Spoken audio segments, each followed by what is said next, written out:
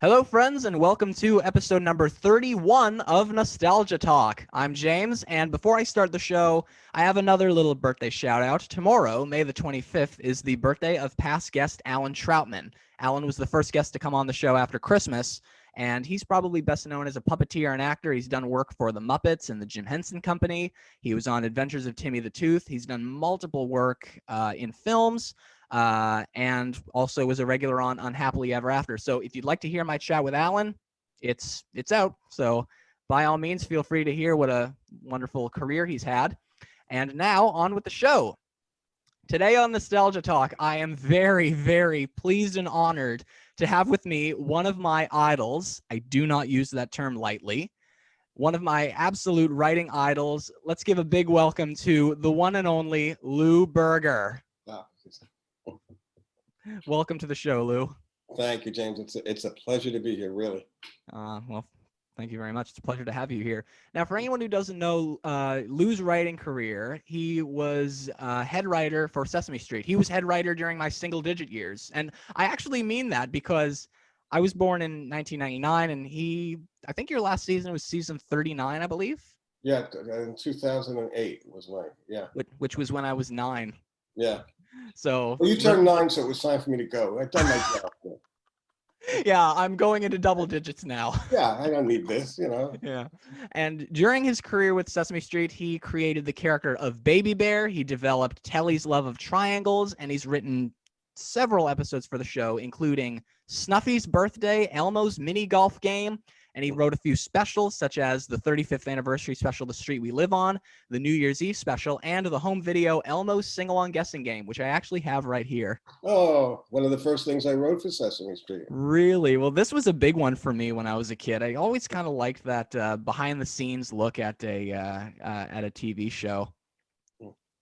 And it was especially, I posted something to social media recently about the fact that Mr. Johnson, for some reason, thought that the studio was a bus stop. Perhaps maybe the studio was built on what used to be a bus stop. Yeah, the great Jerry Nelson, if I remember, played him. Yeah. Does this bus go to wherever the heck Cincinnati?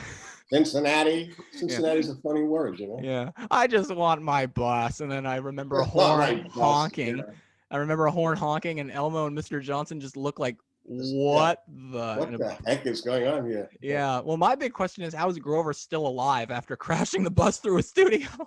We put through Grover through so many things, but there's a line in one of the songs I wrote for the 35th, the street I live on, where Grover comes in and he just says, "I'm exhausted, but still very cute." Oh, yeah, that's right. Which is how I always think about Grover, exhausted, but still very cute. Yeah. Mm-hmm. And in addition to Sesame Street, Lou also helped launch the show Reading Rainbow. He developed the show Big Bag, and alongside of my good friends Chris and Norman, co-created the show Between the Lions. And a big thank you to Lou's predecessor, Norman Stiles, for getting us in touch. I've been looking forward to this for a long time. I hope that you all enjoy. So let's get down to business. How's LA, by the way? LA is always, my kids live here, and now my grandkids live here, and I haven't been here for 15 months, in isolation. I always like LA. I'm a New Yorker. I grew up in Brooklyn, but LA is it's a completely different, completely different reality, and I like it. Nice. Yeah. Can I just say how jealous I am? A lot of avocado, by the way. There's a lot of very good avocado. Oh, really? I don't remember that from when I went to LA a few years renting ago. A house now where the avocados just fall off the trees, and you got to watch yourself. Yeah. And the windows. Make sure the avocados don't break the windows. Yeah. Can I just say how jealous I am of so many people that I know in the States? Because a lot of people I know are now fully vaccinated, and here I am in Nova Scotia quarantine, locked up in the suburbs of Halifax. Oh, wow. Is it hard to get the vaccine there? Is that? Well, I'm 22. Soon they're going to announce that people my age are eligible to get vaccinated. It takes about 121 days in between shots. Both my parents got their first dose. Oh, good. And various family friends got their first dose. Well, you'll feel an enormous sense of liberation when you do. Let's hope so. Yeah.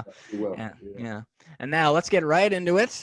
So first of all, did you always want to become a writer? Was that always your first? I was, as a kid, I was I was a kid in class who was writing stories. I had a great fourth grade teacher, Mrs. Kosakowski, when I was 9 years old.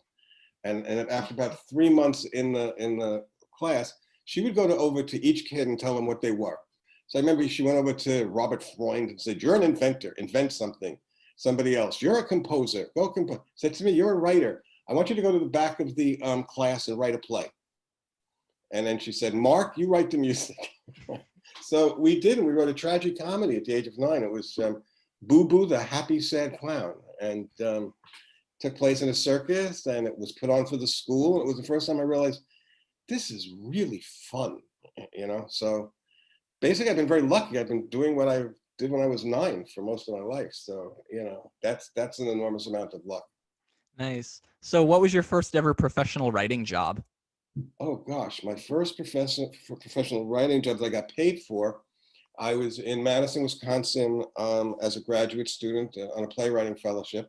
And I wrote a one-act play called Show on the Road. And it was actually shot in Madison and then picked up nationally and got good reviews. And I got paid $2,000 for it, which made me a professional. Nice. And That's then amazing. yeah, and it got picked up, and it was just one of these things that everything, it's like catching a wave, I guess, though I'm not a surfer. And everything that could happen happened. And it's how I got introduced to Children's Television Workshop, was that somebody had seen Show on the Road on Channel 13, so on PBS. So that was a great $2,000. Nice. And before most of these projects that I talked about, such as Reading Rainbow, Between the Lines, Big Bag, Sesame Street, you were head writer on the show Pinwheel, which was a Nickelodeon Pinwheel. series. Yes. And that leads me into something I was wondering, based on something I saw online. A lot of people over the years have been talking online about this. So for the listeners who don't know what Pinwheel is, basically it was like Sesame Street, kind of. It was like It's like Nickelodeon. off Broadway version of Sesame Street. I mean, Yeah. we filmed it in a truck in a small studio. I remember on 9th Avenue, and it was just a joy, you know, just sort of like basically do what you want to do and have fun. And there were a lot of little animated skits in it as well. And there's Yes. one that people still talk about on the internet. And I saw something on YouTube about it. I'll send it to you. But it was an animated film that was about this wizard who came across this little girl who lost her orange gloves, and I he. don't know that. Okay, the short film is on YouTube, but for years people were trying to find it, and I just find this story so fascinating. Before it was discovered online, a lot of the people who remembered it, the only line they recalled was, "But the wizard did not forget," like a very, very dark kind of That's sounding great. tone. That's Uh, great. but you don't know that film? No, I don't. And Pinwheel was incredibly eclectic. I mean, besides the wonderful puppets, and they did tons of animation. And I think the show was on for like 5 hours, 5 or 6 hours at a time. And you know, it was the off Broadway version of Sesame Street. But what it did was it taught me, it was like a place to play, and to really have this ongoing gig where I was writing for puppets and writing for humans, very much like Sesame Street, comedy, and sometimes very touching. So it gave you a lot of room to play around with. Nice. And as I mentioned in the intro, you also developed Reading Rainbow. I remember telling That was somebody. fun. Yeah, I told somebody at my school. I'm chatting with Lou Berger, who is Sesame Street's former head writer. So she went and looked you up, and she's like, he launched Reading Rainbow? That's from when I was a kid." Yeah, that was Yeah. the first year with LeVar Burton. It was a good show for me. I needed to work with. I always felt the constraints on Reading Rainbow, that I couldn't be as loony as I would like to be. Mm-hmm. You know, that the thing about Sesame Street was that the range of Sesame Street, that you can be incredibly silly, you can do farce, but you can also do very touching sort of scenes, because and what I loved about Sesame Street, the Muppets were they needed the grown-ups, they needed the adults, and it wasn't sort of a silly puppet talking to Maria. It was a character, a real character coming over and saying, "Elmo doesn't know why," or "Oh God," and needing the adult to sort of guide them through. That's it gives you an enormous range to write comedy and or pathos. I see. I actually went back and rewatched a little bit of Reading Rainbow, getting ready for this, and the first thing I remembered was the intro, and so I listened to the intro, and I remembered it so differently for some reason. I remembered it being a little bit more up-tempo than what I saw, unless maybe I was looking at the wrong thing, perhaps. I don't know. You might have been watching reruns of the Twilight Zone. I don't know. Could have been. I don't know. But it's very funny though when you go back for things that you remember. It's sometimes very different from the way that you remember it. Oh yeah, it's happens quite a bit. Oh yeah, especially for me hosting a show like this one with the name Nostalgia Talk. Yes. Yeah. Well. But yeah, Reading Rainbow, I remember a little bit of it here and there. I do remember the only thing that has ever really stuck with me from Reading Rainbow was LeVar Burton reading one of the Arthur books. That's all I remember from it. Now, did you get to know LeVar very, very well? I got to know him, not closely, but he was very sweet and very earnest about doing the show, and took it very seriously. The shows, the books that I worked on were Bringing the Rain to Kapiti Plain, which was narrated by James Earl Jones, and Louis the Fish, which is one of my favorite books about a kid who loves fish so much that he turns into one. But LeVar was very, was a very steadying and a very warm host, I thought.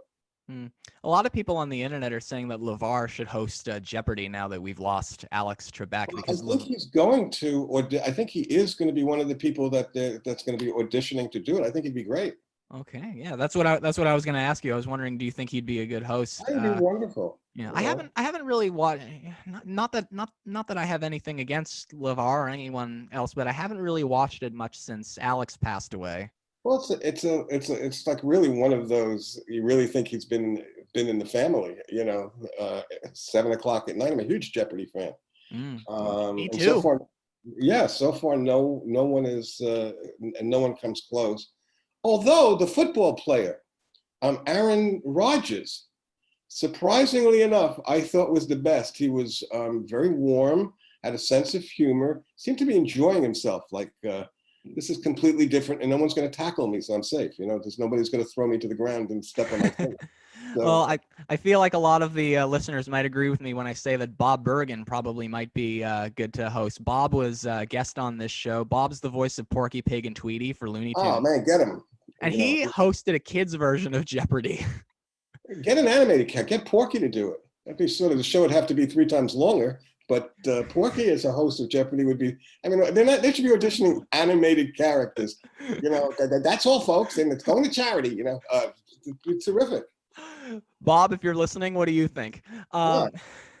So, and then Sesame Street came into play. And as you mentioned, somebody from CTW and PBS saw your play. And then that got you started with Sesame Street. Did you have to after a 6-month audition? It was, I thought they were just playing with me. They were looking for a new writer, and I handed in material, and then I was called in, and I'm not kidding, James. It was like I thought I was like on some bizarre reality show where they would keep giving me, oh well, this is good. Now can you rewrite this? And this was not with Norman. It was with a wonderful producer, Nina Elias. Oh yeah, I've heard who of her. Actually produced the New Year special, and that's how I met her. And in fact, when I finally met Norman, when Nina said, we think this will work, we're sending you over to meet Norman, I met Norman, and Norman said, how come, aren't you here all the time? I said, don't you work here? And I said, no, Norman, I don't work here. I've been auditioning. He went, that's amazing, because I've seen you in the halls. I'm wondering, who is this guy? I said, well, I said, I've been auditioning for 6 months, Norman. He went, oh, that's really something. I thought you worked here. That was the beginning of my relationship with Norman. Nice. Do you remember the very first thing for Sesame Street that you ever wrote? I do. It's one of the audition scripts I wrote. My audition script was where they would ask you to write, back then, 6 street scenes, 5 or 6 street scenes, which would connect, and a Muppet insert, like Monsterpiece Theater or anything you wanted to do. So my first show got shot. And it was about a flutitude of bird. It was some weird bird that Telly was looking for. But the bigger part of this story was that I had written a Kermit scene called Kermit's Three-Ring Circus. Oh yeah, I've heard of that segment. And never got shot for this reason, was that it was written for Jim Henson, and this was going to be my first time working with Jim. And what basically was Kermit has a three-ring circus. And he comes up and he goes, "Welcome to Kermit's Three-Ring Circus. And on this ring, there's a bear riding a bicycle." 3 crazy rings of stuff going on. And then a guy comes in and says, "We're sorry, but you didn't pay for ring number 3." So they subtract the ring until finally it's Kermit's 0-ring circus, and it's mayhem, all the characters. I showed up the day that they were supposed to. I was very excited to meet, and there were photographers and everything and reporters outside of the building, One Lincoln Plaza. Jim Henson had passed away. So I actually, my first year at Sesame Street was the year that Henson passed away. And that was a very strange year to start, because people were, the emotions that were through the writing staff and the producers, it was incredibly, almost palpable through the whole season. So you never actually got the chance to meet Jim? I never got that sketch stayed on my desk. And they didn't have somebody do Kermit for 5 years. They did reruns, and then Steve Whitmire finally came in and did it. But by that point, time moves on, and that sketch never got done. But that was one of the first things I remember writing, and a huge disappointment. But the rest of the show got shot. The rest of my audition show got shot. Well, that's good then. Yeah, no, it was good. It was a good experience. Now, I know that when Jim Henson passed on, Frank Oz was only coming in occasionally. I guess it wasn't really the same without Jim. And plus, I feel like Jim was a really good influence on Frank. He really inspired him in his creativity. I was actually watching one of Frank's movies last night. What About Bob? Oh, it's wonderful. It's hilarious. Yeah. My favorite scene in that would be, and I was talking to my best friend Sean about this. She lives in another country. I'm as excited for this as I get when she tells me that she's coming to visit, basically. But I was telling her that one of my favorite scenes was where everyone's sitting at the dinner table and Bill Murray's clearly enjoying himself. He's going, yes, yes. And I used to do that when I was in high school with my friends when we were having lunch, and I'd just be sitting there, be going, My it's friend, so great. It's so great. Bill Murray taking over. Was it Richard Dreyfuss? Yep. Yeah, taking over Richard Dreyfuss's life. A psychiatrist's nightmare, I'm sure. He became smarter than him, basically. Oh yeah, and he's certainly more sympathetic. Exactly, especially toward the end. Yeah. But yeah, I used to do that little scene when I would be having lunch with my friends in the cafeteria of our high school or wherever we were. We were hardly ever in the cafeteria. Well, you have good taste. You have very good taste for comedy, I'll tell you that. Thank you. And my friend Ashley hears me going, constantly. She looks at me. She's like, "Shut up." No, never shut up. Just do what you like to do. So, did you get to work with Frank Oz much? I did over the years. Yeah, certainly for Grover. I wrote a lot of Grover scenes. Grover was always a character I love to work with. And interesting, on the New Year's special, I got to watch how Frank works really closely, because Grover is a reporter for Monster News Network that goes all over the world and then has to come back to the news network. And every time he comes back, it's like insane. Like he swims back from Norway and he walks through the studio making a squishy sound, and he says something like to the other news guys, "You should check out, there's a squishy sound in the studio," and then he gets squished. He comes back from Germany attached to a large cookie and rolls across the set. But Frank was incredibly specific, very like he really was very studious, and his sense of timing was terrific. And he would, it looks like Rover's just doing, but his sense of moment-to-moment reality and getting the comedy right, getting the technical stuff right, was really impressive. I know that Frank was very good at ad lib, and him and Jim Henson as well. I was going to ask if you had ever worked with, if you had ever worked with Jim Henson, if there were any moments where I wish it was, if there were any.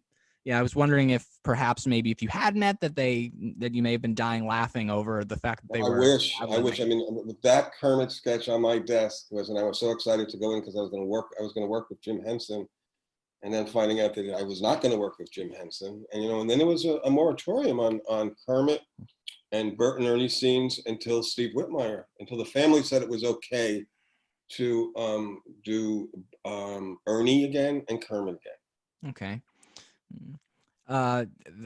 You also co-wrote a song for Sesame Street with Chris Cerf. Well, probably co-wrote a lot together. This one in particular featured one of Frank's colleagues, Dave Goles. It was the song Mr. Between. Mr. Between, the betweeniest guy you've ever seen. Yeah, sometimes he likes to get between two pieces of bread. Or sometimes he'll get between two guys named Ed. Yeah. What is he doing there, Ed? I have no idea. Between you and me, I have no idea.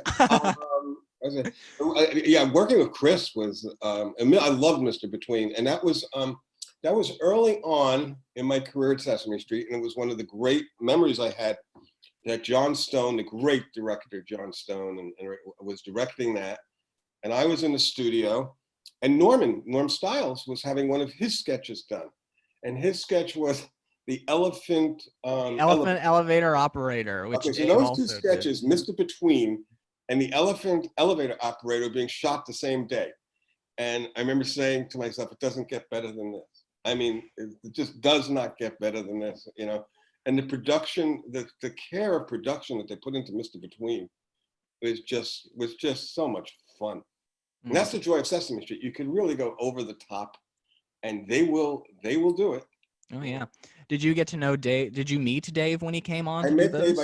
He was more a Muppet Show guy. But I did get to meet him on the day that we shot Mr. Between. Yeah. He was in another skit from Sesame Street that I really liked with Jerry Nelson doing Simon Soundman. It was yes, of course, yeah. Yeah. Did you write that one? No. Okay. No. It was the one where old MacDonald's looking for a farm animal in a china shop, and then every animal just destroys it. Yeah. Well, there's another guy working with Jerry Nelson was an absolute joy too. These Muppeteers were just brilliant performers. Since we brought up the music of Sesame Street for songs like Mr. Between and Elephant Elevator Operator, one of my really good friends who was a guest on this show in December is Ivy Austin. Do you know her? I know Ivy, but I don't know really that well, but I know who she is. Yeah. Okay.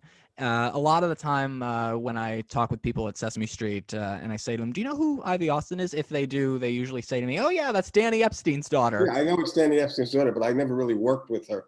Although with Danny, I did work.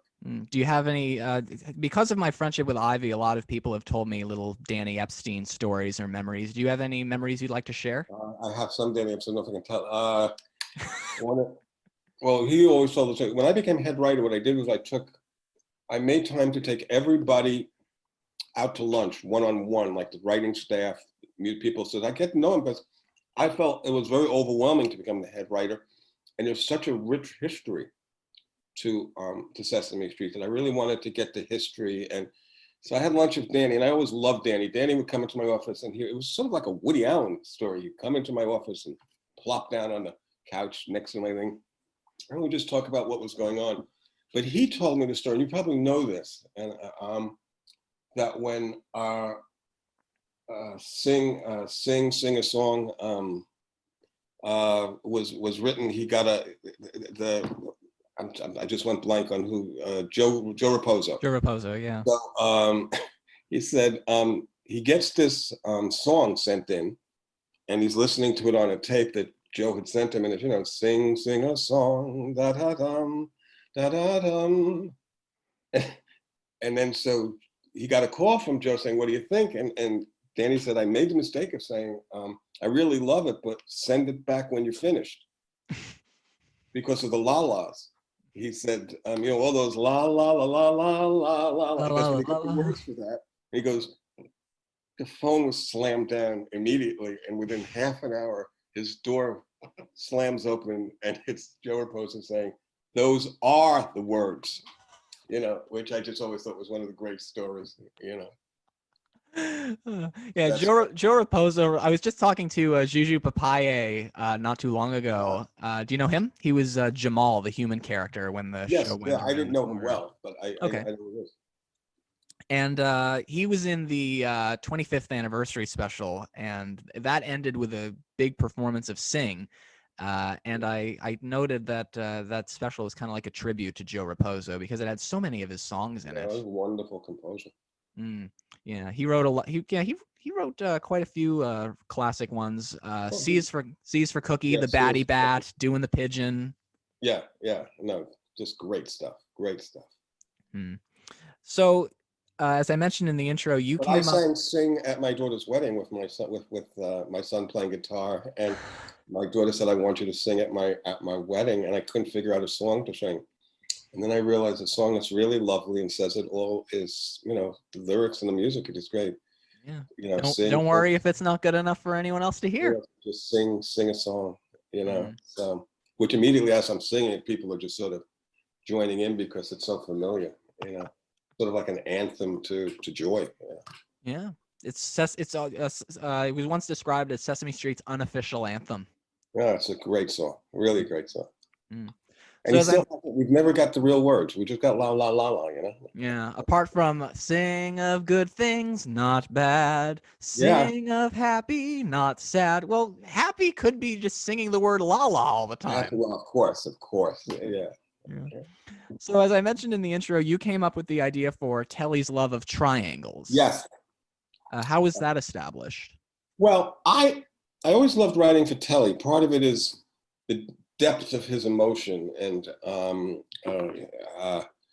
but it bothered me that it tended to be only worry. That it seemed to be based on this sort of neurotic worry that things are going to go wrong, you know. And Me in high school. yeah, and I was homesick. I must have the flu or something, and my son then was very young and was drawing triangles. And I looked over the triangles and we started talking about triangles, and my son was talking about triangles like, these are great. Look, Dad, they got 3 sides. You know, and then some time goes by before it sank in, and I realized the first sketch I wrote for Telly was that he joined a club called the Triangle Lovers Club, and he was going to get his first package from the Triangle Lovers Club. And I didn't know this was going to become although I wanted it to be, because I really wanted him to have something that he loved. So this package, this long box comes in, and there's 3 sticks in it. And there's like a red stick, a blue stick, and I think a yellow stick, I'm not sure. And he's really upset. And he says to either Bob or Maria, I'm not sure, and he's really upset. I go, what's the matter? He goes, well, I joined the Triangle Lovers Club. And you'd think they'd send me a triangle, but no, they send 3 sticks. And so he's told Bob or whoever it was, I'm not sure the adult was, says, Telly, there's instructions. So he takes out this paper, and it's the 3 sticks, like you would get instructions how they should be put to form a triangle, like A, B, C's, A should go in. And he's going, oh man, this is so great. Look at this. I built my own triangle. And that was the beginning of the Triangle Lovers Club. And then the fun part was, I really wanted it to be a real club. So we can't, you know, I forget which was the first sketch, but it was the Grand High Triangle Lover. I was wondering if you created that character. Yes, I did. And just so that you know, the Grand High Triangle Lover's name was Norm. And actually, his assistant was named Norm. Oh, right. Then the Grand High Triangle Lover was Lou. You're absolutely right. You're absolutely right. I didn't name it. And when they did the sketch, they gave him a name. And that was the beginning of one of my favorite Telly sketches that I did write was Telly becomes the Grand High Triangle Lover is going on vacation. You probably know this. And Telly is asked to be the Grand High Triangle Lover for the day. Oh, yeah. He doesn't know if he could take on this responsibility. And what it includes is 3 telephones on a desk, and he's wearing a triangle hat. He's dressed like a Grand High Triangle Lover. And the phone keeps ringing with questions, some really deep questions, like, if you're taking a shower, do you wear the triangle shower cap with the red triangles, or do you wear the, and he's going, I don't know. I don't know. He goes, and Gene is one of the adults again is saying, Telly, it doesn't matter, does it? So he goes from being overwhelmed and the phones keep ringing. And it was just great fun. But he's so passionate about triangles, and it's of course it does lead to worry along the way, but it gives him something to care about, some hobby that he's passionate about. And I always loved writing for Marty. The depth of Marty's performances are truly striking, so. A lot of Sesame Street writers that I've had on this podcast, such as Norm and Emily, they've all said that Telly's one of their favorite characters. Oh, me too. Me too. I don't blame them. Telly's really funny. Well, Telly was the first character that I felt very akin to, that I at spam risk. The only reason I have the phone on is my mother's 97, and in case she needs me, I can. Shut up. What was I just saying? I'm sorry. Something about writing for Telly. Oh yeah, the thing about Telly is it's the passion of Telly, and Marty whatever you write for Marty, he takes it to another level. And I did once say that it's very much like writing for what I would think writing for Bert Lahr. If you had Bert Lahr as the Cowardly Lion, there's just so much emotional depth, every moment. One of my favorite episodes with Telly that involved his love of triangles was one that I think it was John Weidman who wrote it, but Baby Bear comes into Hooper's store and Alan gives him porridge. This is from when I was like a month old. I probably saw it new. I don't know. But I was really, really little when it was brand new. And Alan says to Baby Bear, "So how are you liking your porridge?" And Baby Bear says, "Well, it could use some dried apples in it." And he's like, "Well, I can put some dried apples in it if you want." And Baby Bear's so relieved. He's like, "Well, nothing like Hooper's store where you can have what you want just the way you want it." And yes, Telly keeps reminding Alan, I want this, I want this. Well, Alan has put up a sign. Alan has put up a sign in the store, Hooper's store, where you can have what you want any way you want it, whoever. And that came out of a discussion John and I had, which was one of the things that was bugging me and John was that, and John picked up on this right away. He says, this idea of have it your way, you can come to our store and you can have it your way. And you give a kid like so many choices that you take away from the pleasure of this just very simple thing. Telly, if I remember correctly, Telly just wanted a cheese sandwich. Basically just wanted a cheese sandwich cut into triangles. Yeah, cut into triangles on a triangle plate and a triangle napkin, wearing a triangle hat. Yes, and at some point Alan says, "Look, Telly, he goes, it says right there." He keeps pointing at the sign. I could have whatever we keep reading the sign over and over again. You can have whatever you want, any way that you want it. By the end of the show, Telly wants to, with an accordion player, wants to eat a sandwich while there's an accordion player, all sorts of, and Alan can't take it. And Telly gets more and more frantic. Like, there's always another choice you can make. It's sort of like, you've opened up, Pandora's box. Is that Telly at the very end, he's very happy with just a cheese sandwich, and they take the sign down. And it's John wrote a brilliant script. And I guess in the words of a very famous song from that era, Telly wants it that way. Yes, absolutely. Yes, Telly wants it that way. But once you give a kid choices, especially a kid with imagination. Looks like I wore my Backstreet Boys shirt just in time to bring up that song. That was very well done. I want it that way. Tell me why. Very good segue, Jim. Thank you. I'm a huge fan. Does it show? No, not at all. You're hiding it very well. Thank you. So, when I was a kid, I grew up on a lot of episodes like that one, for example, that showed Telly and Baby Bear's friendship, and you developed Baby Bear as well. Yes. Yeah. And actually, my friend Sophie, we went to junior high and high school together. She always loved Baby Bear when she was a kid. She told me Baby Bear was one of her favorites. So when I landed you on the podcast, I texted her and I said, "Guess who's coming?" And she's like, "Who?" And I said, "Lou Berger. He created the character of Baby Bear. And I know you love that character." And I always thought Baby Bear was cute as well. I loved writing for Baby Bear. And the first Baby Bear sketch was that Baby Bear comes to the fix-it shop. And he's really upset because his chair has been broken. That this Goldilocks who makes him so stressed. Oh yeah, all the time. sat on his chair when first she ate my porridge, and then she sat on my chair and she broke my chair, and he's really fuming. And they tell him that it's so, it's okay, I can fix it for you. And so they fix it, but of course what winds up that Goldilocks continues to drive him crazy. And Norman said, Norman actually said, this is a really good character. Let's explore the Baby Bear Goldilocks relationship.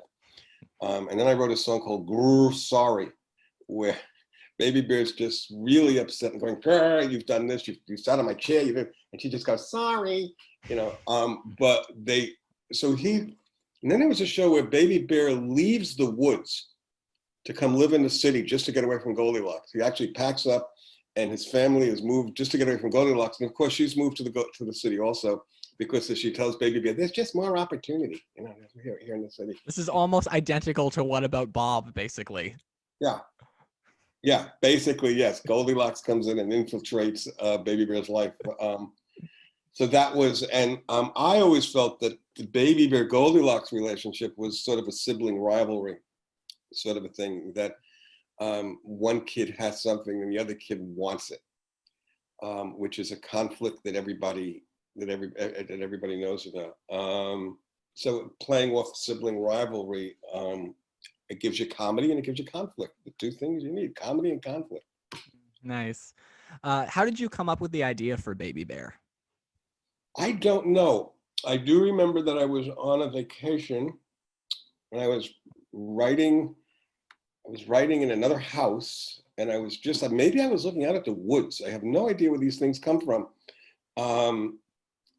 I always found the story of Baby Bear and Goldilocks, from Baby Bear's point of view, incredibly infuriating. And it's about somebody comes in and eats his porridge, sits on his chair, sleeps in his bed. And I was just thinking, that's a great relationship, because Baby Bear throughout tries to claim something that's his. And every time he thinks he's claimed something that's his, there's Goldilocks, Some people I remember were upset. There were arguments with some of I remember some research people I had discussed with, that they thought it was it's too much conflict. And I didn't agree. I thought it's fine. It's okay. And then years later, when we did Baby Bear Has a Baby Sister. Oh yeah, I remember that. About that, because one of the producers, I won't name names, said something like, but the story is the three bears. That's the story. And I went, well, exactly. That's what makes this a little bit innovative. That suddenly it's going to be the four bears. And how do we deal with that? He has enough trouble with Goldilocks coming in. And the way they dealt with it was that Baby Bear loved his little sister. And it became the four bears. I used to try to, maybe not try, but I used to confuse my grandmother with that, because I don't remember how it came up, but she said something about the three bears, and I said, no, actually it's the four bears now, because they have Curly Bear. She's like, what? What's Curly Bear? Well, so you had gone a generation, had gone past, Well, speaking of my grandmother, since I showed my Elmo's sing-along guessing game tape, she always loved one of the songs from that tape. I don't know how the decision was to have some of the songs put into some of these videos, but which song? Because that whole show has wonderful songs by Tony, Geiss, Christopher. Yeah, it was one that Tony wrote. It was, I don't know anyone better than you. You're my best friend. And the reason that she liked that was because of the two old, I don't want to say old, elderly humans, Uncle Wally. Yeah, okay. Uncle Wally and I love Uncle Wally. He was pretty funny. But she always loved that moment, that scene where they were, just playing, I think it was checkers or chess, and then they started singing that. Yes. That's a very lovely song. Yeah, a lot of great Sesame Street songs are in that. 8 Balls of Fur. That's also Tony. Yeah. I also think Counting the Sheep, Lambaba. Is that Lambaba? That's the one I was just about to bring up. Yeah. Yeah.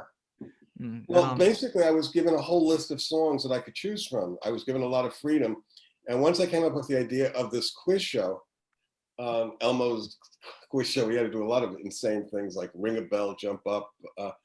The songs that just seemed to be songs that I love, because I love Tony's and Jeff's songs. that it was just then finding the connection to those songs. You know, they had already been written. Right. So that was I had the library at my, I could do whatever I wanted, basically, which is always a nice way to work. Within the structure of the story that I come up with. And they let me throw in Jerry Nelson as a guy waiting for a bus to Cincinnati. So what could be better? Since I mentioned earlier Telly's love of triangles, I have a memory of, you probably know that Telly was created as Telly Monster, like television monster. Yes. Yeah. And he had crazy eyes. Oh yeah, like, he looked like a freaking zombie. Yeah, that was before I wrote that. It was a little terrifying, I thought. Oh God, I love freaking out my friends with it though. Yeah, because they're not, if they haven't seen it before, it looks like, you're absolutely right. It looks like the zombie version of the Muppets. Yeah. Yeah, I always tell my friends it's a robot of Telly. That's very funny. It's a little off-putting, I think. Yeah, especially for them because we all grew up in the era of Telly's love of triangles. Exactly. But I do remember a moment where Telly comes into Hoover's store. He's like, Alan, you've got to turn on the TV because they're showing my new favorite show, Triangle Bob, Triangle Pants. Oh, that was hysterical. And when we told Bob loved this idea. And Bob is one of the great sports on the show. I mean, Bob. Oh yeah, very nice man. And God, I love Bob. And if you said you're going to be, what we're going to do, Bob, is going to put triangle pants on you, and it's just great. Triangle Bob, triangle pants, which I thought should be a show, actually. Well, I feel like Nickelodeon would sue you for copyright infringement. Probably. So we went away from it. But I love that was his favorite show. I forgot who wrote that episode, but I love the idea, and I love watching Bob show up on the set with his triangle pants. I guess Bob clearly wasn't embarrassed then. He probably no. Bob was willing to go all out. He's a wonderful sense of humor. Yeah, he probably watched SpongeBob to get ready for it. Bob did his research. That's all I know. Yeah. I'll have to ask him if he watched SpongeBob to get ready for it. I feel like he might get a kick out of that. Ask him. He'd be a great interview. He's such a nice guy. Oh, absolutely. And one of the beautiful voices. I mean, he really has just a gorgeous Irish tenor. Oh yeah, a lot of mornings I wake up and I don't have it on my phone, but because it's not on any Sesame Street records, but it's a song that he did for Sesame Street. Have a nice day today. I play that in my head when I wake up in the mornings. So was it you who decided to have Telly and Baby Bear become best friends? It grew out of, I don't know if I wrote the first show, but it just seemed natural. It just seemed the chemistry between the two of them, and Marty and a terrific Dave Rudman who played Baby Bear. And one of the reasons Baby Bear became a regular was after they shot that first scene. What Rudman brought to Baby Bear was this sort of, I can't take it anymore. It's sort of, and their friendship was great. I mean, and you were able to write shows where you tested their friendship, because once Telly invites, there's one show where Telly invites Baby Bear to the Triangle Lovers Club. And because they're going to announce who the Triangle Lover of the Day, whatever. And Baby Bear comes, and it's very much sort of like a Honeymooners spinoff. Absolutely. It winds up obviously that Baby Bear captivates everybody there, asking triangle questions, and he's made, the Grand High Triangle Lover says, and so the Triangle Lover of the Day is, and Telly's going, yes, this is my moment, and it's Baby Bear, what?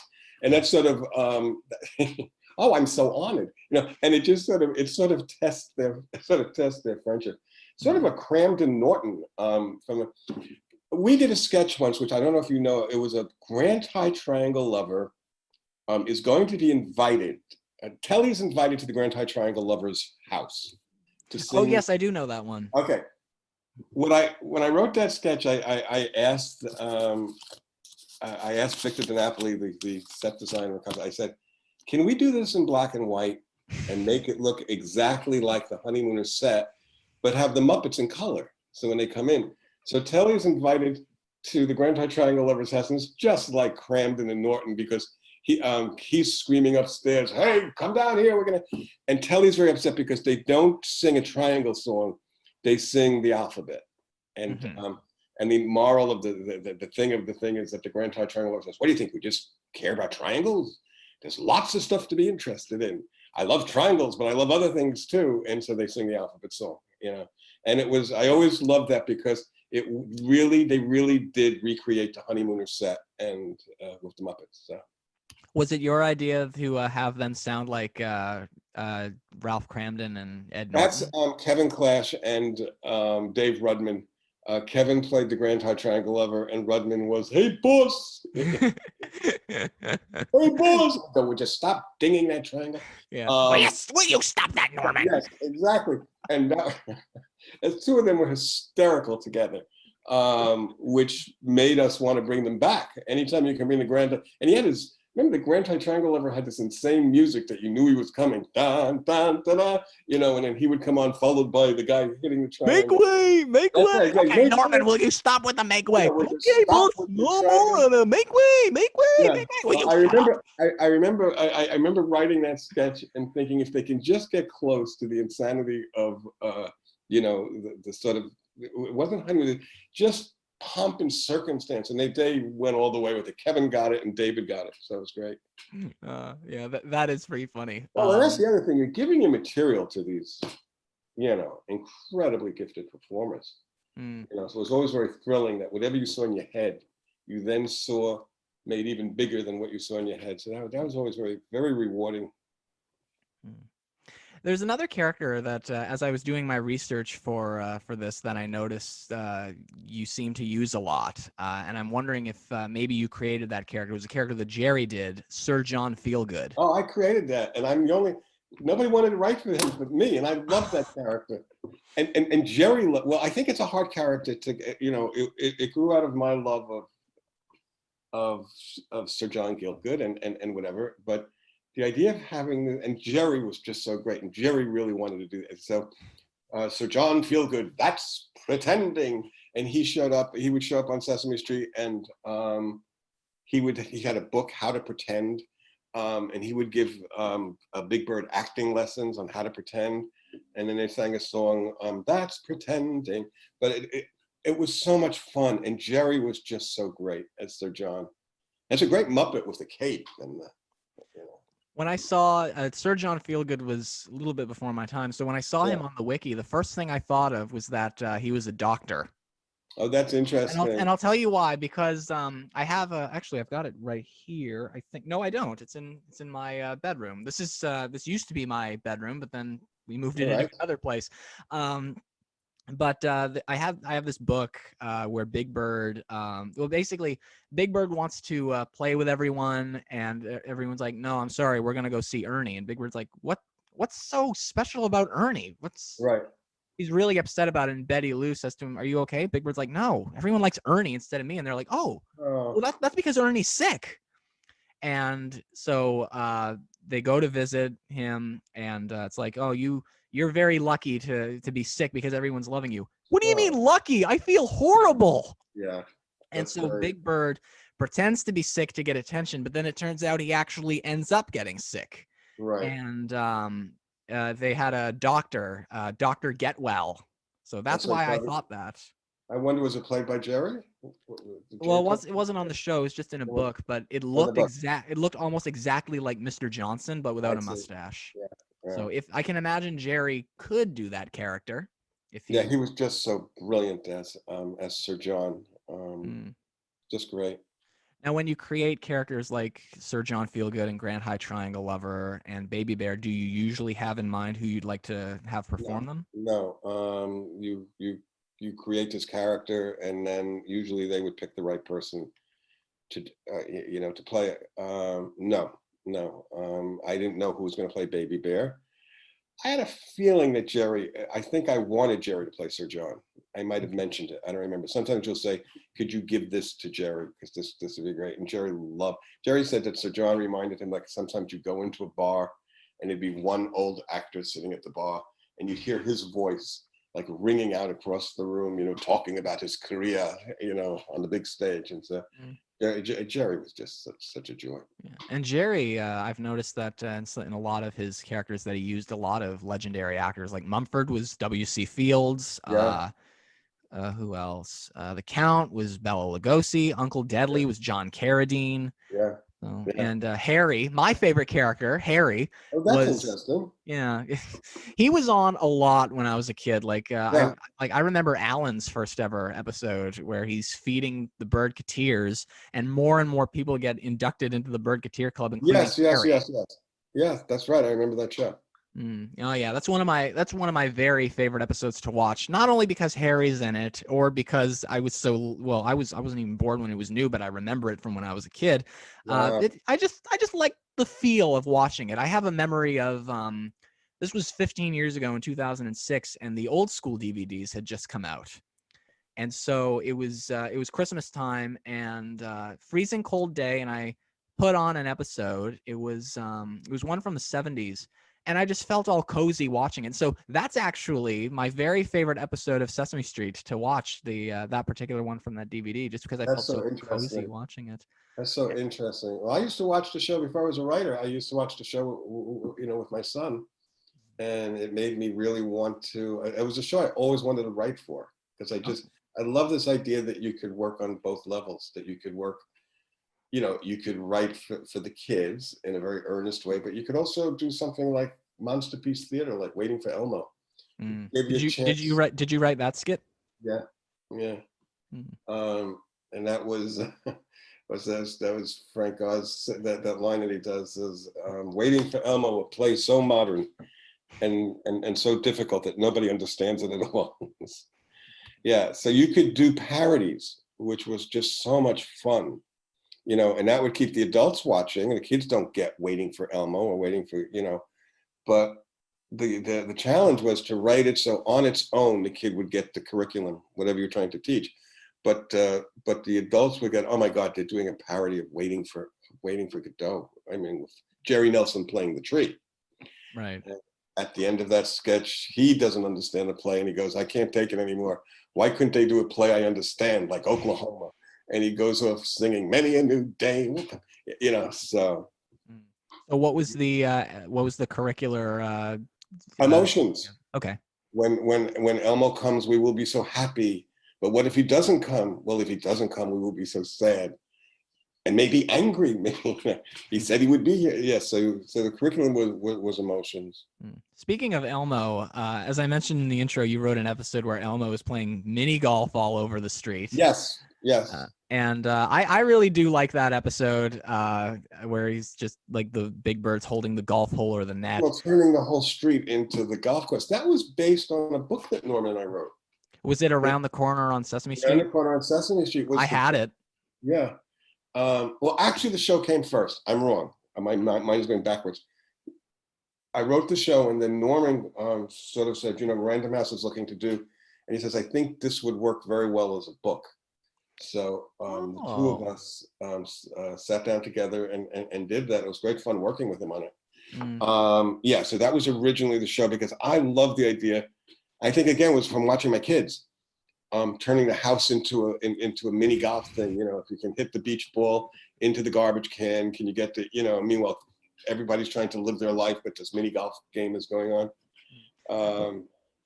Well, as I mentioned before, I have a best friend that lives overseas, and there's a moment in that episode with Elmo where the ball lands in Betty Lou's tea party. And, yes. And Elmo says, "Well, in golf, you always start by teeing off." I'm just gonna say that's a Sean Lexman joke right there. Yeah. That is totally a joke that she would have given me before knowing that joke existed. Yes. That's great thing about Sesame Street. You could get away with a joke like that.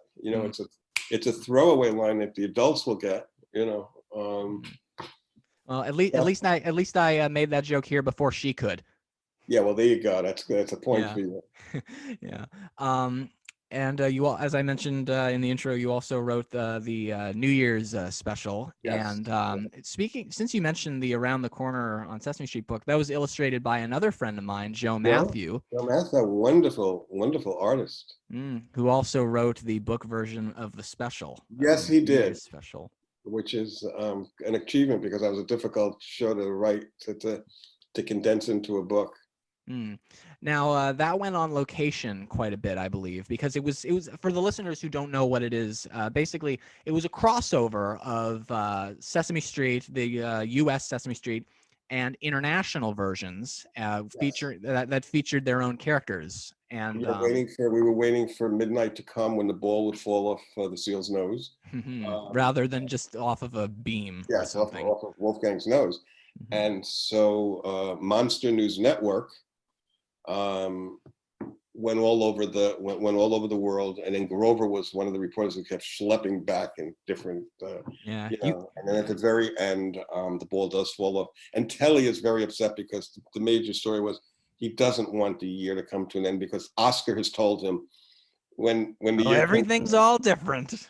everything's all different, and yeah, you're not gonna like it, Telly. Everything ends. And he goes, what? What? You Oh man, I know, feel so badly for Telly now because all Oscar ever did was just screw with him. I know, but it winds up that Telly it does wind up having a great time. And the other thing that was fun was we got Lily Tomlin on the show to be the telephone operator who's going to connect all the Grouches all over the world for Mhm. one big phone call. It's a tradition.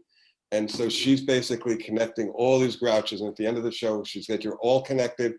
And the big thing that Grouches do, they hang up on each other. They just, as one huge thing, they just hang up the phone. And, Oscar says, I love tradition, I'm confident that Lily Tomlin probably doesn't love tradition in a case like that.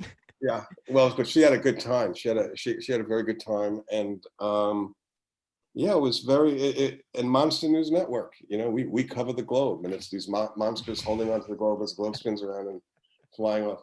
There's one Uh, line from that show that if you asked me, like, what are some of your favorite lines you ever wrote, it almost got cut. Was oh, it's but because it's a long show. It's Prairie Dawn. She's holding a microphone and she said, this is Prairie Dawn for Monster News Network. I'm not really a monster, but it is a job in communication. And that almost got cut, but Fran Brill, who played Prairie, said, we can't cut that line. I love saying that line. And I said, no, I agree, Fran. I'm gonna go, well, it wasn't a big fight. Nina Elias, who was the brilliant producer of it, said, yes, we'll keep that line. hmm. Now, did you actually go on location I for did that? not. I did not. I was a guy at home that fielded phone calls from the different countries, which was in its own way very funny. Because I had to work with the producers and writers from around Germany, Mexico, Israel, Japan, and Norway, I think. Mhm. And the most difficult one was the German original script was they were going to punish one of the characters for eating. Oh, The character ate something before they were supposed to eat it. So they said, you cannot come to the party because you ate the marzipan. That was it. You ate the marzipan. And I'm reading this going, what are they talking about? Are they going to penalize a character and punish them? So we had this call to Germany, and the producer gets on with me and I said, look, I'm not going to have a show where you penalize a character and then he can't go to the party. And the producer said, yes, but he ate the marzipan. And I said, granted, he did eat the marzipan, but it's New Year's. We have to give him some leeway. And the response was, well, you're the head writer. If that's what you want to do, if you think that's what, I said, yes, we're going to. It was very funny that there it was, they were going to punish a character for some. So my job was to be at home, keeping an eye on the whole, on the whole international scene. Hmm. How did you end up getting the role of head writer? That's as Norman, when Norman gave it to me, he said, I'm passing the torture. Well, I had been a staff writer for 8 years, and I believe in it. I haven't. It was very, an overwhelming surprise when the producer and Norman said, we'd like you to be the head writer. I wasn't expecting it, and so it was incredibly. I did it for 8 years as a staff writer. I was just overwhelmed, and I had to think about whether this is what I want to do, because I knew the responsibility was awesome. I mean, it's different writing your own shows and then going into Norman and talking about it, or having a staff of 20 writers. That you have to be on top of all of it. And back then, when I first took over, we were doing 100 shows a year. And then it got cut down to 65, 50 to 25. There's a story that's true that I was at a meeting and the so-called suits said, we're going to cut the show down to 20. They were trying to save money, going to try and cut the show down to 25 shows. And I said, you can't cut the show down to 25. There has to be at least 26. And I went, why? I said, because there's 26 letters in the alphabet. And then, pardon my language, but I said, what do you want me to do? Call the letter F in and say, listen, you're funny, you're fabulous, you're fantastic, but you're fired. You know. I'll be sure to bleep that. Bleep that. So just saying you're fired. So there was a pause, and then they said, all right, we'll do 26. Like, it's Sesame Street. You have to do 26, you know, so. So when I first took over, it was 100 shows a year. And I was overwhelmed at the idea of doing that. Now, I did get to work with this. I'd worked for 8 years with the writers on the staff and was by that point friendly with, you know, had very close relationships with a lot of the writers. So it wasn't like I came in new and had to establish a relationship with the writers. I had a close relationship with a lot of the writers, and that made it, as overwhelming as that first year was, they got me through it. Nice. And Norman was there to, if I had questions, he was there to mentor me along. That's nice of him. You two definitely really were close, or still are close. Really, yeah, well, over the years I never thought when I first started working, because I was, my first year at Sesame Street, James, I'd go to these meetings and I wouldn't say anything. I was just overwhelmed because it was a room full of these, being in a room with the Sesame Street writers were like all the funniest kids in their class, you know that, and very good punsters. I remember sitting in a meeting, and Tony Geiss, who I love Tony Geiss, he was sitting there and somebody said, wow, it's raining outside. No, we're going to brainstorm. He said, we're going to, Norman said, well, today is going to be a brainstorm. And Tony said, well, if I knew we were going to brainstorm, I would have worn my brain coat. And there was a beat where I just looked over at Tony and went, oh dear God, is this, you know, and I was very new.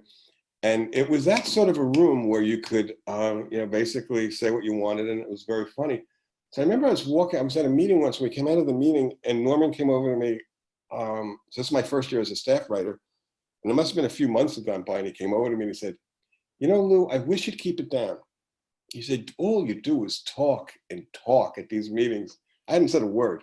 And then he smiled and he said, you know, you can say, I know you have opinions, you can talk.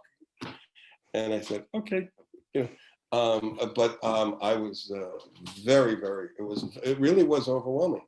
And then to become the head writer it was an enormous honor, but it was also an enormous, I remember sitting in a chair at home and I was telling my family this, and I was thinking, should I do this? And their thing was, this is not a question. You are going to do this, so knock it off. You know?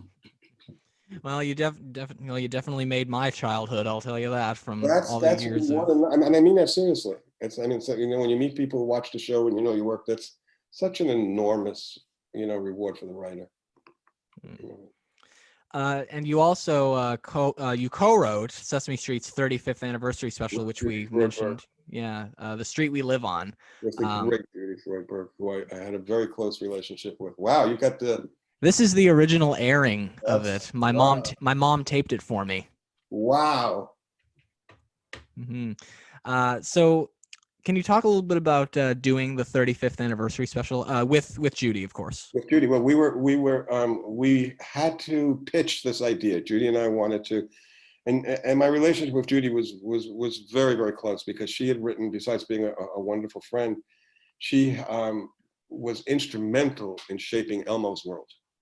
And the first year or so, Judy and I would sit with all these Elmo world ideas and, you know, help get it on its feet. And Judy was very brilliant. So we wanted to do this. We were asked to do the 35th anniversary, and we had to go to Washington to meet PBS in order to sell this idea. And I still remember Judy and I on Amtrak. with our yellow pad, just putting together an outline of the show. And I had written the song, "The Street We," this is the street we live on, but the music hadn't been written yet. So I came up with this melody of what I thought, which is very different from what the final melody is. And we pitched it. And the idea was to be able to go back and show highlights of, of the show, and yet keep it moving as its own story. So it was very rewarding working with Judy on that. Mm. And of course, you have that little moment in the song, la la la la la la la la. That was my thing of, Did you run out of words for that too? And I la la la la la la la, and then he goes, and now it's Dorothy's turn, and it's ding ding ding ding ding ding ding ding, and I very consciously wanted just la las as my own little tribute to sing that nobody would know about, but I wanted to put in la las. There's a beautiful melody when you go back in that show and they go to the past. Jeff Moss, before he passed away, wrote a very beautiful song called "Things That I Remember," which you might know. Yes, I do. And it's one of the most beautiful songs. I have things that I remember, they're inside my head. And if you listen to the special at the end, you'll hear that music played through. You'll hear it. You'll hear da da da da da da da da da. For the people who know the show, that Judy and I knew that not everybody's gonna, but it's very moving, and it's a very beautiful song. It's one of my favorite songs, and Jeff. Mine too. Yeah, Jeff had was really at the end of his life when he wrote that song. Beautiful song. Gorgeous song. Yeah, my favorite Sesame Street song was actually one that Jeff wrote. It was "I Don't Want to Live on the Moon." Oh, it's just great. Oh yeah, I recently did a video where I was talking about some of my favorite Sesame Street bedtime songs. They're more like just soft and soothing. And of course, I put in "I Don't Want to Live on the Moon." There were a lot of songs that Tony wrote there as well. There was one. It was one that Oscar sang. Makes you feel that everything's all right. Yes. To hear the grouchy music in the night. You do a good, Oscar. One of my great joys is when I was working with Tony as head writer, that Tony would play his songs first on a little cassette to give to me, and it was him on his keyboard singing. So I heard some of Tony's great songs, just his wonderful, voice and the keyboard.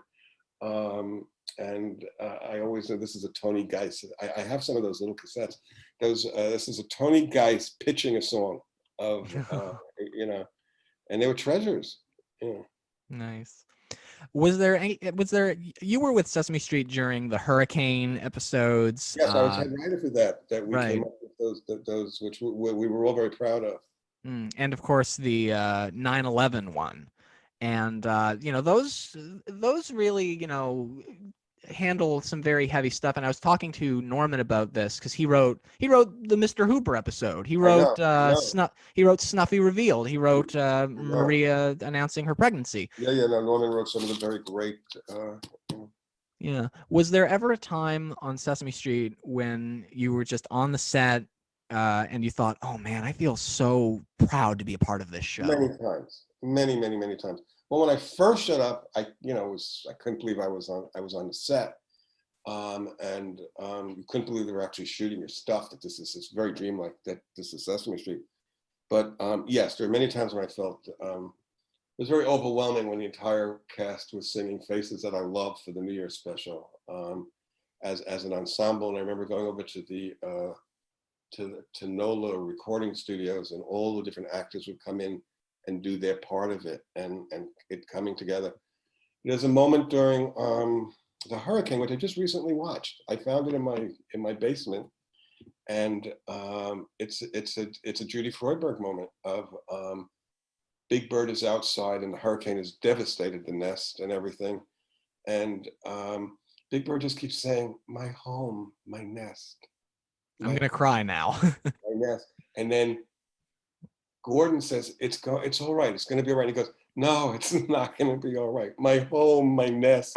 Mm. And then obviously everybody pitches in and they build a new nest. That's tested by the big bad wolf, who blows and blows, and The city nest inspector. Yeah. yes, but At least there was one good laugh that came from something a little serious. I mean, like a couple of years ago, somebody I went to high school with, whose name I won't mention, but he took his own life, and I had just walked into my school, the college that I just finished, and I'm calling because I had just heard the news once I got in the door, and so I tried phoning my family. I was like, somebody pick up. I just heard something. it's Yeah. devastating. And one of my really good friends was right there. She's like, "Are you okay?" And I'm like, "Not really." And so I explained what happened. She said, "Do you want to go talk about it?" So we went into we had lots of time to kill. So we went into another room and just talked. And obviously we can't really always focus on the negative about it. So we got some good laughs as well, because this is somebody that I spent a lot of my high school years with, and we always had a few good laughs. So that it really, really shook me to hear that he had done that. Yeah, well, it's I've been in a similar situation, and it's beyond words. Mm. The other week I saw a very traumatic experience, at least in my neighborhood. At least I saw a little dog get run over. And for any of the listeners who are asking, as far as I'm concerned, the dog is fine. The dog was able to move not too long after it was reacting. I haven't seen the dog since, but I'm just kind of hoping for the best. Yeah, I kind of understand Big Bird's feelings. Like, no, it's not. It's not going to be okay, Yeah, because he's traumatized. and Caroll Spinney's, Judy's line, "My home, my nest," and I remember her sitting in my office going, "My home, my nest, my home, my nest." Big Bird, I just I don't know how much time you have. I'll tell you. Big Bird was the hardest character for me to write when I first showed up as a staff writer, because I could key into Telly's emotional pitch, and but Big Bird is incredibly childlike and incredibly real, and it's not like you can latch on to some exaggerated sort of characteristic. So when I first started out as a staff writer, I didn't write for Big Bird for like a couple of months, and I couldn't hear his. So I went over to Caroll Spinney once. I was hanging out on the set, and I said, "Caroll, would you mind if I follow you around the set for a few days while you're shooting?" And he was ready. He goes, "No, no." And so I followed him around, and one day he's coming out of his dressing room, and he's getting ready to do a scene, and he's going, "La la la la la la la la la." And I said, "Caroll, why are you doing that?" I'm going, "It's interesting. I noticed that you do." He goes, "It gets me into character." And I remember shortly after that, I was sitting at my desk, and I decided, let me just go la la. So I was sitting at my desk, and fortunately nobody was exactly. And I went la la la, and all of a sudden I heard Big Bird's voice in my head. Oh, And wow. it came out of hi Snuff. It's a very simple, childlike, questioning, vulnerable, silly. All of those things came out of that la la la. And I particularly loved writing for Big Bird and Snuffy together, because I thought that was an extraordinary friendship, and sometimes I would think of like Laurel and Hardy, and a song I wrote early on, which was the joy of writing for Sesame Street, because I remember as my own childhood that I used to love stepping outside of my apartment building. I would put one foot outside and I'd keep one foot inside. And I would tell my mother, "Look, I'm outside and inside at the same time." And I wrote a song for Big Bird and Snuffy called "I'm Outside and Inside" at the very same time, where Big Bird is standing at the doorway. He's going, "Oh, I'm outside and inside, inside and outside at the very same time." And Snuffy goes, "I don't know how he does it, but I'm proud he's a friend of mine." It's this enjoyment of each other's accomplishments and what they come up with, that it's those two are a joy to write for. Now, if you don't feel comfortable answering this question, you don't have to. That's perfectly understandable. Suddenly it's a police station. It's like a light bulb going to come down. Where were you? Okay. If you don't mind me asking, and again, feel free to ignore this. Away. Okay.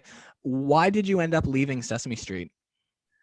The show I'd been there for 20 years, and it had started to change. It had become more corporate. I always felt that one of the great things about Sesame Street was you sat around with a group of creative people and you could basically have as much fun as possible. And you could do stuff that may fail. The fun of the fun of Sesame Street, you could like Sir John Feelgood. Who knew? Or the Grand High Triangle of it. It just became too many people were looking over the scripts, from research to corporate. I think they started to watch merchandising very closely. So all of a sudden you were having meetings where people were saying, we'd like to see more of these characters. They were doing a lot of eyes on screen tests, not understanding. It's like asking somebody, so who do you like better, Laurel or Hardy? Even if everybody likes Laurel better, you can't do it without Hardy. That it became very, very restrictive, very, very restrictive. Also, I'd been there for 20 years. I had started to write, I was just finished a children's book for Random House. And I didn't want it to be that when it stopped being fun, that I didn't want to be the place that wasn't, that wasn't the same amount of fun. I remember hearing the Looney Tune characters, the writers for Looney Tunes, and I'm a huge fan of. Me too. Okay. I forget who it was. It was either Chuck Jones. One of them said, Warner Brothers didn't know what we were doing. We're basically in an office having the time of our life. And we'd have these ideas and we could do whatever we wanted. Then they found out we were popular and they decided to come in and tell us how to do what we did. And really, I feel that the show is so heavily researched. And the other thing is when they began to diminish the shows, like when you do 100 shows, James, it forces you to experiment, and I always felt as a writer that why do you want to do something that you know works? It's fun to do something that you know works, it's fun, but what if you come up with an idea that we don't know if it works? So do a show, let's see. But now I think the shows are submitted to research, they have all the rules, characters have to say certain things. It doesn't work on two levels. It was starting not to work on two levels anymore, that they were cutting the parodies because, as they said, children don't know these characters. That wasn't the point. The point was you had it working on two levels. For lots of reasons, I didn't want to work on a show that I loved when it had become, Okay. And I think they were beginning to find me a pain in the neck also because I would sit at these meetings and try and throw my body into like, please don't, So it was time.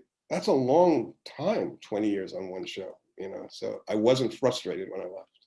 It's funny you mentioned Looney Tunes because we were earlier talking about Ralph Cramden and Ed Norton. Yes. They often did takes on that. Like Yes, there was. yes. Did you ever see the one where Bugs Bunny's trying to get on a train and there are these very hungry men that are on the train with him? It's like, hey Ralph, yeah, it's a bunny rabbit. No, I'm gonna make a note of that. Okay. I think it's called Half Fair Hair or something. This is great. It's hilarious. One of my very favorites. Moving on a little bit from Sesame Street, can you talk a little bit about developing Big Bag, how you came to No, I've gotten credit for that, and I was going to interrupt you. I didn't really work on Big Bag. I worked on the very beginning of Big Bag, but the workshop did not want to give me, and I forget who the other, whether it was some other writer, the other one, we wanted to have some sort of credit for and share with any sort of even small royalty or something, and they didn't want to do that, and I was very busy. So I've gotten credit for Big Bag, and I was at early meetings of Big Bag, but I'm not going to take credit for Big Bag because other people came in, and whatever I might have come up with at the beginning, I don't know if they used or not. But so I was in early development meetings, but I then kind of sort of signed off. Okay. Said sorry. No, don't worry. That's a good answer. When Norman was on here, he was talking a little bit about him and Chris creating the name of Between the Lions, and Yeah. you helped create that show. What was your contribution to My creating? contribution was it was really fun. I was in very early meetings of coming up with silly ideas for characters, like very, very early weekend that we spent at Chris's house in the Hamptons, and we were just basically coming up with what would be fun. And that's where Cliffhanger came out of that, you know. Oh, you created Cliffhanger. Not by myself. There was this group, me, Norman, Chris, and Mike and Michael Frith. Mm-hmm. And I was just laughing so hard at these particular weekends that we spent. But yeah, Cliffhanger, hanging from a cliff. That's why he's called Cliffhanger. And then again, this was a very collaborative thing of everybody being in the same room. Was that he could be rescued at any time by the people who are singing the song. They're in this helicopter singing Cliffhanger, and they could have basically gotten him at any time, and then they just go off. And there were all sorts of wonderful. I remember one of the ideas that I could not stop laughing was Sam Spud, Potato Detective. I loved that one. Sam Spud, and I still remember. I mean, I almost choked on whatever I was drinking, but it's. Don't you just hate that? Yeah, it's the Bogart voice saying it's a potato wearing a Bogart hat and talking like Bogart, saying, "She came into my office. She looked like a real tomato. In fact, she was a real tomato," which you know. So that was. Well, I did not know that was a potato as a kid. I had no idea what that was. All he was to me was just this guy in a suit that had no face. Yeah, Sam's just like Sam Spud. When you think about it, a private eye, a potato has many eyes. So but yeah, that was, and I was so busy with Sesame Street also, but I came in to work on developing just the beginning, but I didn't write any of the scripts for it. I was at that wonderful creative thing where we just were able to brainstorm. So it was great fun to be working with Norman, Chris, and Michael Frith together. Awesome. Yeah, when I landed Chris on the podcast, I tell this story a lot on the podcast. So you regular listeners, feel free to skip over it if you're sick and tired of hearing this. But or do it along with him. Tell the story along with him. You know. Well, basically, when I got Chris on here, I knew, we have to talk about Between the Lines, of course. Right. And so I went back and rewatched it, and the computer mouse click goes by, and I'm starting to recognize it. And then the theme song plays like, hey, now, hey, wow. And it's starting to look familiar. And, it goes to come on, come in, begin. And at that point, I'm like, okay, I'm recognizing it now. It gets more upbeat. And I started friggin' bawling my eyes out. Oh. Just like a big nostalgic ugly cry. Oh. You're a wonderful audience. You really get it. I remember I had you're the audience that writers write for. You know, you should know that. I mean, there's no good work without the audience that gets it and appreciates it and then keeps you going at that standard. Oh, thank you. I remember going to my online class that day, and I said to one of my classmates, "Did you ever watch Between the Lions?" And he said, "Yes, I did." And I said, "Well, I got the co-creator of Between the Lions on the podcast." And he's like, "Oh my God, that's amazing." Yeah, it's wonderful that these shows exist on video and that you can go. And on YouTube as well. Thank God the internet exists. I have grandchildren now, and I showed the 4-year-old Mr. Between the other day. Really? YouTube, and he particularly liked Mr. On Top of at the end. I'm Mr. On Top of. That was Chris and I having the time of our life. I bet. So before we wrap up, I have some fan questions for you. So yes. This one comes from a family friend of ours, Chloe Dean Moore. And I guess it's a question kind of about Big Bag, but I guess since you didn't really create Big Bag, kind of. I can make up an answer though. Well, you might get a big kick out of it. But Chloe was here recently, and she asked me, what was your favorite TV show as a kid, and even now? And we were like, where do we begin? I watched a lot, even throughout most of my adult life. I've watched a lot more TV than was probably healthy, and especially since we're in lockdown. What Oh, of better? course. Yeah, Yeah. Yeah. what better way to turn? Yeah. So we listed a few, and then Chloe says to me, "Did you ever watch a show called Slim Pig?" And I was like, "No, I don't believe I have." So I went and looked it up. She's like, "Look up the theme song." I listened to the theme song, and as it turns out, Slim Pig was actually a bunch of short films that was in Big Bag. Ah. And I guess maybe it was rerun in Canada as an individual series. So Chloe's asking, why wasn't Slim Pig more popular? I wish I could answer that. Chloe, I'm sorry, but I have no Slim Pig information for you. And I last one don't is take credit for something that I didn't do. And last one here is from Robert Wallace, and he's wondering, did anyone get emotional during the filming of the 35th anniversary special? I think everybody, by the time you got to the theme song at the end, you could see people were really feeling it. I wouldn't say that, during you'd have to go into every actor's head to know what they were going through during the making. But I know that Judy and I, in preparing the show, were very emotional about it, and really wanted it to not just be funny, but touch, also be touching. Because you're looking over 35 years of a show that you really love, So I know Judy and I were emotional about it. Well, now it's time for my least favorite part of Nostalgia Talk, the part I always dread the most, the time to wrap up. So before I close out, Lou, is there anything that you'd like to say to finish up? No, I just think I want to say that this was a pleasure, and it's very nice to talk to somebody who actually knows the show. Norman was right. You probably know the show as well as I do. And I thought you asked good questions. And thank you. I mean, I would just sum up by saying it was, for me, it was an extraordinary opportunity to work on a show that, first of all, had an incredible audience that watches very closely. I don't know if they watch as closely as you do, but they watch very, very closely. And, over the years, you have people respond to what you did.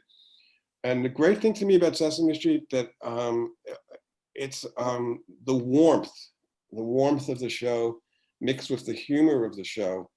And you were allowed as a writer on the show, as I said, you could write knockdown farce, or you can suddenly write something very, very touching, like My Home, My Nest. It belonged in the same show. And that's pretty remarkable that range. So I felt it was very satisfying to be able to do that. Well, to the listeners, stick around for this Friday, May the 28th. For those of you who don't know, I am going live on both the Nostalgia Talk Facebook page, link in the description, and on my personal YouTube channel at 7 p.m. Halifax time, 6 p.m. Eastern Standard Time, and 3 p.m. Pacific Standard Time for some 2000s music trivia. You never know what might come up. Sounds like great fun. Wow. Yeah. You never know who you might hear about. Stuff like Rihanna, Cassie, Britney Spears. Wow.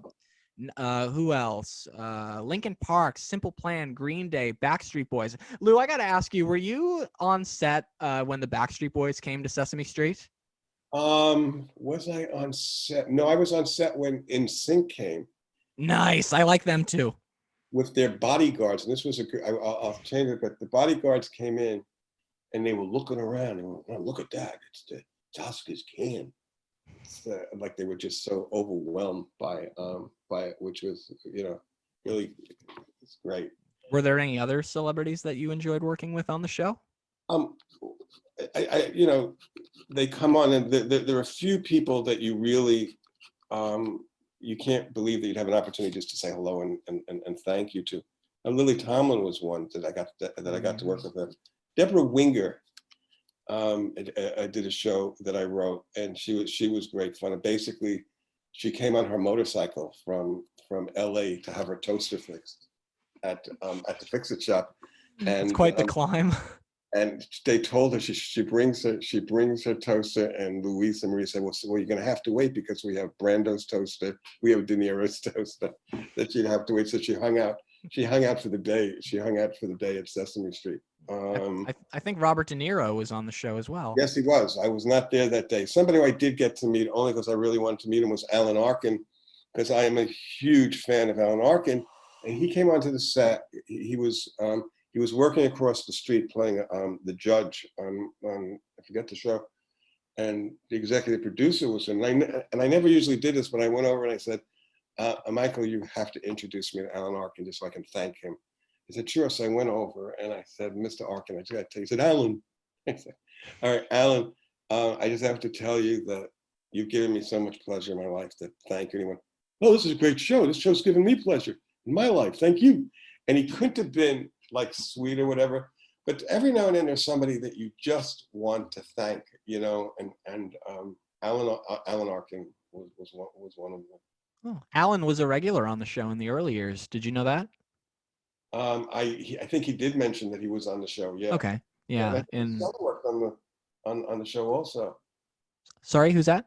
I think his son. I think Adam Ark. I think his son might have done something on the show, but or he might have been an intern on the show. I'm not sure. I'll have to Google it. Who I didn't get to work with, who I really wanted to work with, and he said yes, was Bob Dylan, because Bob Dylan, I guess he had a grandchild. And I'll do this very quickly because I have to go. And so I wrote a song that never got done, which was "A Lady A." That "A Lady A." There's an A on my big brass bed. A like an apple. And Elmo was going to do the alphabet with him, and it was the most heartbreaking thing that he had something with his heart, and he had to cancel. And well, today's Bob Dylan's 80th birthday, by the way. There you go. There you go. Perfect timing. Yeah, maybe he'll sing "A Lady A" one day, but I don't think so. Yeah. Well, Lou, thanks again for coming on the show. It's a pleasure. So how do my kids get to watch this? It'll be on YouTube. I'll send you the link. Send me the link because they said they're very curious to watch it.